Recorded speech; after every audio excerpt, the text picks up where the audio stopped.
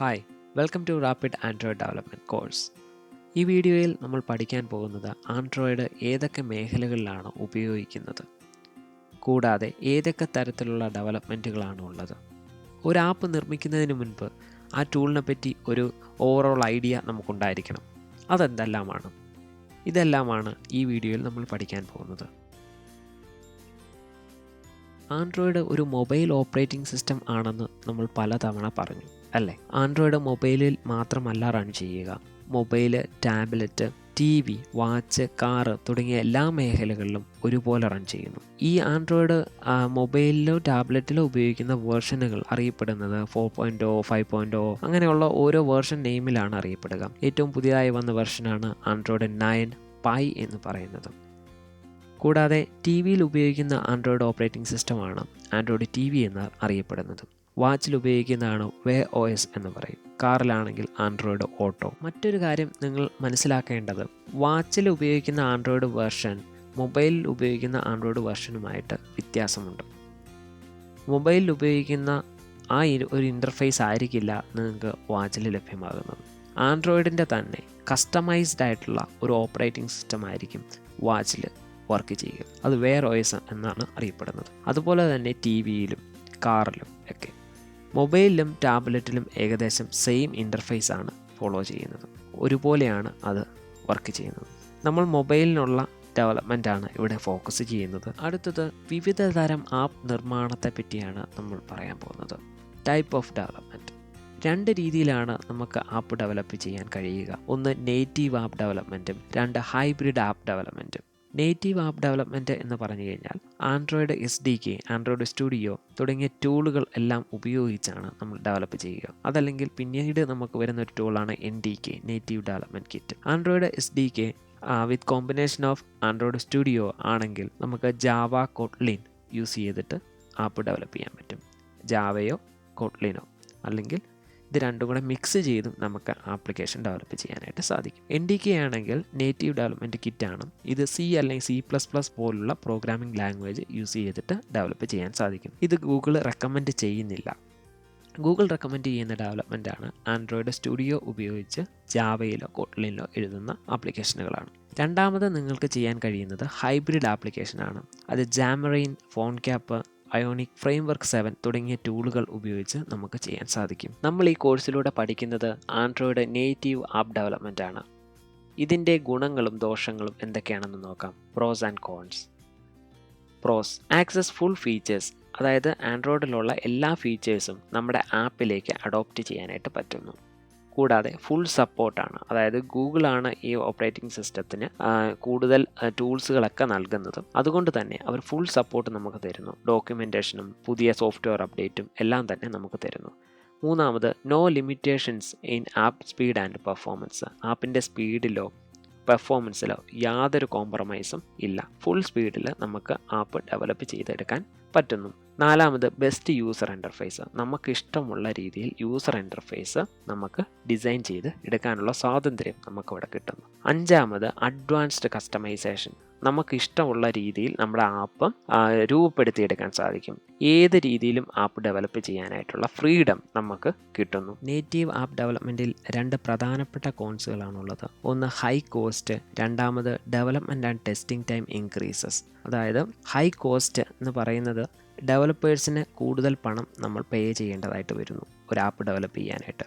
രണ്ടാമത്, development and testing time increases. അതായത് ഡെവലപ്പ് ചെയ്യാനുള്ള സമയവും ടെസ്റ്റിങ്ങിനുള്ള സമയവും വളരെ ദൈർഘ്യമേറിയതായിരിക്കും. Android app development tools and language. Android app നിർമ്മിക്കാൻ സഹായിക്കുന്ന ഒരു ആപ്ലിക്കേഷനാണ് അല്ലെങ്കിൽ ഒരു സോഫ്റ്റ്വെയറാണ് ആൻഡ്രോയിഡ് സ്റ്റുഡിയോ. ഇതൊരു IDE ആണ്. IDE എന്ന് പറഞ്ഞു കഴിഞ്ഞാൽ integrated development environment. Android studio 2 ലാംഗ്വേജുകൾ പിന്തുണയ്ക്കുന്നുണ്ട് പ്രധാനമായും. ഒന്ന് ജാവ, 2 കോട്ട്ലിൻ. നമ്മൾ ഈ സീരീസിൽ ഉപയോഗിക്കുന്നത് Java programming language with Android studio ആയിരിക്കും. ഈ വീഡിയോയിൽ തന്നെ നമ്മൾ പറഞ്ഞു ആൻഡ്രോയിഡ് SDK എന്ന്. അപ്പോൾ നിങ്ങൾ ചിന്തിച്ചിട്ടുണ്ടായിരിക്കാം, എന്താണ് ആൻഡ്രോയിഡ് SDK? എന്താണ് SDK? SDK എന്ന് പറഞ്ഞു കഴിഞ്ഞാൽ സോഫ്റ്റ്വെയർ ഡെവലപ്മെൻറ്റ് കിറ്റാണ്. ഒരു പ്രത്യേക OSനോ ഉപകരണത്തിനോ വേണ്ടി ആപ്ലിക്കേഷനുകൾ വികസിപ്പിച്ചെടുക്കാൻ ഉപയോഗിക്കുന്ന സോഫ്റ്റ്വെയറിനെയാണ് SDK എന്ന് വിളിക്കുന്നത്. എന്താണ് API അഥവാ ആപ്ലിക്കേഷൻ പ്രോഗ്രാമിംഗ് ഇൻ്റർഫേസ്? സോഫ്റ്റ്വെയർ നിർമ്മിക്കാനുള്ള ഒരു കൂട്ടം പ്രോട്ടോക്കോളുകൾ അഥവാ സബ് റൂട്ടീൻ ഡെഫിനിഷൻസ്, ഇവയാണ് നമ്മൾ API എന്ന് പറയുന്നത്. പ്രോട്ടോക്കോൾസും ഡെഫിനിഷൻസും ഒക്കെ പിന്നീടുള്ള വീഡിയോകളിൽ നമ്മൾ പഠിക്കുന്നതായിരിക്കും. ഇപ്പോൾ ജസ്റ്റ് നിങ്ങൾ ഇത് മാത്രം ഓർത്തിരിക്കുക. സോഫ്റ്റ്വെയർ പ്രോഗ്രാമുകൾക്ക് പരസ്പരം ആശയവിനിമയം അനുവദിക്കുന്ന ഒരു ഇൻ്റർഫേസ് കൂടിയാണ് ഈ API എന്ന് പറയുന്നത്. ഏത് ഡെവലപ്മെൻ്റ് ആയിക്കോട്ടെ, അതിൽ പ്രധാനമായി ഉപയോഗിക്കുന്ന ഒരു വാക്കാണ് ഡീബഗിങ്. എന്താണ് ഡീബഗിങ്? സോഫ്റ്റ്വെയറിൽ നിന്ന് പിശകുകൾ അല്ലെങ്കിൽ എററുകൾ കണ്ടെത്തി അവയെ നീക്കം ചെയ്യാനുള്ള പ്രക്രിയ അല്ലെങ്കിൽ ആ പ്രോസസ്സിനെയാണ് ഡീബഗിങ് എന്ന് പറയുന്നത്. എന്താണ് പ്രോഗ്രാംസ്? വേർഡ്സ്, സിംബൽസ്, നമ്പേഴ്സ് എന്നിവ അടങ്ങുന്ന കുറേയധികം നിർദ്ദേശങ്ങളുടെ ഒരു ഗ്രൂപ്പിനെയാണ് പ്രോഗ്രാമുകൾ എന്ന് പറയുന്നത്. നമ്മൾ നേരത്തെ പറഞ്ഞു ആൻഡ്രോയിഡ് സ്റ്റുഡിയോ എന്ന് പറയുന്നത് ഒരു IDE ആണെന്ന്, അതായത് ഇൻ്റഗ്രേറ്റഡ് ഡെവലപ്മെൻറ്റ് എൻവയോൺമെൻറ്റ്. ഒരു സോഫ്റ്റ്വെയർ അല്ലെങ്കിൽ ആപ്ലിക്കേഷൻ നിർമ്മിക്കാൻ ആവശ്യമായ ടൂളുകളും അവ ടെസ്റ്റ് ചെയ്യാനുള്ള അനുബന്ധ സോഫ്റ്റ്വെയറുകളും അടങ്ങുന്ന ഒരു സോഫ്റ്റ്വെയർ സ്യൂട്ടാണ് IDE എന്ന് പറയുന്നത്. ആൻഡ്രോയിഡ് ഡെവലപ്മെൻറ്റിൽ നമ്മൾ യൂസ് ചെയ്യുന്ന IDE ആണ് ആൻഡ്രോയിഡ് സ്റ്റുഡിയോ. ഐപാഡ്, ഐഫോൺ തുടങ്ങിയ ആപ്പിൾ ഡിവൈസുകൾക്ക് വേണ്ടി ആപ്പ് നിർമ്മിക്കാൻ ഉപയോഗിക്കുന്ന ഒരു IDE ആണ് Xcode. നേറ്റീവ് ആൻഡ്രോയിഡ് ആപ്പ് നിർമ്മാണത്തിന് സഹായിക്കുന്ന ഒരു IDE ആണ് ആൻഡ്രോയിഡ് സ്റ്റുഡിയോ എന്ന് നമ്മൾ മനസ്സിലാക്കി കഴിഞ്ഞു. കൂടാതെ ഇതിൻ്റെ അകത്ത് ധാരാളം കമ്പോണൻറ്റുകൾ അവൈലബിൾ ആണ്. Emulator, SDK tools, debugging tools എല്ലാം ഈ ഒരു IDEക്കകത്ത് ഉൾപ്പെടുത്തിയിട്ടുണ്ട്. Android emulator, Android virtual device അല്ലെങ്കിൽ AVD എന്ന് പറയുന്നത് ഒരു ആൻഡ്രോയിഡ് ഡിവൈസിനെ കമ്പ്യൂട്ടറിൽ പ്രവർത്തിപ്പിക്കാൻ സഹായിക്കുന്ന ഒരു സോഫ്റ്റ്വെയർ ടൂളാണ്.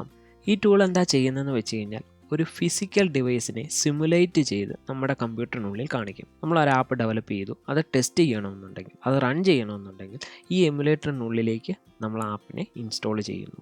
അത് ഓട്ടോമാറ്റിക്കായിട്ട് ചെയ്തോളും. അത് ഇൻസ്റ്റാൾ ചെയ്ത് നമ്മളെ ഡിസ്പ്ലേ ചെയ്ത് കാണിക്കുന്നു. നമുക്ക് രണ്ട് രീതിയിൽ ആപ്പ് ഡെവലപ്മെൻറ്റ് ചെയ്യാൻ സാധിക്കും. ഒന്ന്, റിയൽ ഡിവൈസ് നമ്മുടെ ആൻഡ്രോയിഡ് സ്റ്റുഡിയോ ആയിട്ട് കണക്ട് ചെയ്ത് റൺ ചെയ്യാൻ സാധിക്കും. അതുപോലെ തന്നെ എമുലേറ്റർ യൂസ് ചെയ്ത് അല്ലെങ്കിൽ AVD യൂസ് ചെയ്ത് നമുക്ക് ചെയ്യാൻ സാധിക്കും. ഈ വീഡിയോയുടെ തുടക്കത്തിൽ നമ്മൾ പറഞ്ഞു ജാവയാണ് ആൻഡ്രോയിഡ് ഡെവലപ്മെൻറ്റിന് വേണ്ടി നമ്മൾ ഈ സീരീസിൽ ഉപയോഗിക്കുന്നത് എന്ന് പറഞ്ഞു. എന്താണ് ജാവ?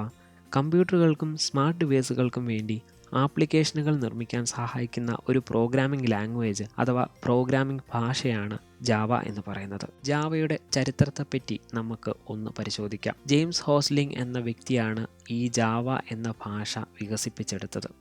ഇപ്പോൾ ഒറാക്കിൾ എന്ന കമ്പനിയാണ് ഇത് നിയന്ത്രിക്കുന്നത്. 1995 ആദ്യമായി ജാവ രംഗപ്രവേശനം ചെയ്യുന്നത്. Advantages of Java. ഇത് ജാവ എന്ന് പറയുന്നത് ഒരു ഒബ്ജക്റ്റ് ഓറിയൻറ്റഡ് പ്രോഗ്രാമിംഗ് ലാംഗ്വേജ് ആണ്. ക്ലാസ്, ഒബ്ജക്റ്റ് എന്നിവ ഉപയോഗിച്ചാണ് ഇതിൽ പ്രോഗ്രാം എഴുതുക. ക്ലാസ് എന്താണെന്നും ഒബ്ജക്റ്റ് എന്താണെന്നും പിന്നീടുള്ള ഒരു ജാവ മിനി കോഴ്സ് ഇതിനുള്ളിൽ തന്നെ ഉണ്ട്. ഈ ഒരു കോഴ്സിനുള്ളിൽ തന്നെ ഒരു ജാവ മിനി കോഴ്സ് ഉണ്ട്. അതിൽ നമ്മൾ ഡീറ്റെയിൽഡ് ആയിട്ട് പഠിക്കുന്നതായിരിക്കും. ഇതിൻ്റെ മറ്റൊരു ഫീച്ചർ എന്താണെന്ന് വെച്ച് കഴിഞ്ഞാൽ മറ്റു കുറേ അധികം ഫീച്ചറുകളിൽ ചിലത് ഒന്ന് സിമ്പിളാണ്, അതായത് കോഡ് എഴുതാനും റീഡ് ചെയ്യാനും വളരെ എളുപ്പം സാധിക്കും. കൂടാതെ ഒബ്ജക്റ്റ് ഓറിയൻറ്റഡ് ആണ്. ക്ലാസ് ആൻഡ് ഒബ്ജക്ട്സ് യൂസ് ചെയ്തിട്ടായിരിക്കും ഇതിൻ്റെ അകത്ത് പ്രോഗ്രാം ചെയ്യുക. അതായത് നമ്മളൊരു പ്രോഗ്രാം ചെയ്ത് കഴിയുമ്പോൾ മോഡിഫിക്കേഷൻ വേണമെങ്കിൽ, മാറ്റങ്ങൾ വരുത്തണമെങ്കിൽ അത് എളുപ്പം ഈ ക്ലാസ് ആൻഡ് ഒബ്ജക്റ്റ് യൂസ് ചെയ്യുന്നതുകൊണ്ട് സാധിക്കും. കൂടാതെ സെക്യൂർ ആണ്, വളരെ സെക്യൂരിറ്റി പ്രൊവൈഡ് ചെയ്യുന്നുണ്ട് ജാവ. നാലാമതായത് പ്ലാറ്റ്ഫോം ഇൻഡിപെൻഡൻസ് ആണ്. അതായത് നിങ്ങൾ വിൻഡോസിൽ ഒരു ജാവ പ്രോഗ്രാം എഴുതിയാൽ അത് മാക് അല്ലെങ്കിൽ ആപ്പിളിൻ്റെ കമ്പ്യൂട്ടറിൽ വന്നിട്ട് നമുക്ക് റൺ ചെയ്യാനായിട്ട് പറ്റുന്നു.